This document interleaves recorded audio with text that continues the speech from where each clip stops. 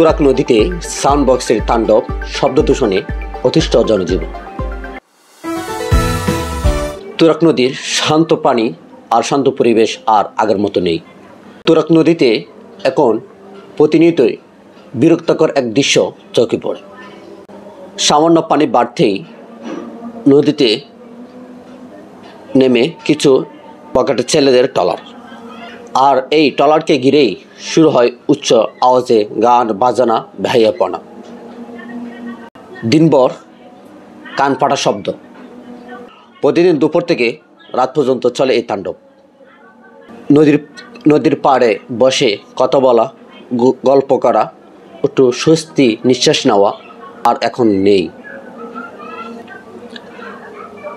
ওদের গান বাজানায় মানুষ এত পরিমাণ অতিষ্ঠ হয়ে গিয়েছে, বিশেষ করে শিশু, বয়স্ক, অসুস্থ ব্যক্তিরা। কোনো রকম মুক্তি মিলছে না তাদের অবস্থা খুবই করুণ। তাছাড়া ধর্মীয় অনুভূতিতে স্পষ্ট আঘাত। স্থানীয়রা বলেছেন, আজান ও নামাজের সময়েও তারা অনেকেই গান বাজানা বাজিয়ে রাখে। মসজিদের মাইকের কণ্ঠের উপর গান বাজানার চাপ পড়ে যায়।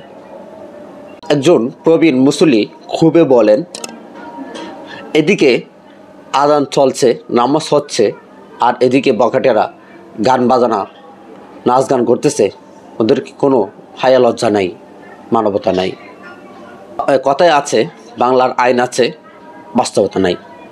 তদ্রূপ এই শব্দ দূষণের ক্ষেত্রেও আইন আছে, কিন্তু বাস্তবে নাই। 2006 সালের শব্দ দূষণ আইন অনুযায়ী জনবহুল এলাকায় শব্দ দূষণ করা দণ্ডনীয় অপরাধ। কিন্তু আজকে টঙ্গীতে ওপেনলি গান বাজানা, নাচ গান, বেহায়াপনা, উশৃঙ্খলা করতেছে, কিন্তু প্রশাসনের কোনো নজরদারি নাই, কোনো প্রতিকার নেই। এলাকাবাসীর ক্ষুদ্র দাবি, 1. ট্রলারে সাউন্ড বক্স নিয়ে উচ্চস্বরে আওয়াজ বন্ধ করতে হবে। 2. অন্তত নামাজ ও আজানের সময় এই গান বাজানা সম্পূর্ণরূপে বন্ধ করতে হবে। 3. প্রশাসনের সুনির্দিষ্ট অভিযান ও জরিমানা আদায় করতে হবে। শিক্ষক বলেন, বিনোদনের নামে এই অশ্লীলতা, বেহায়াপনা তরুণ সমাজের মধ্যে বিস্তার হচ্ছে।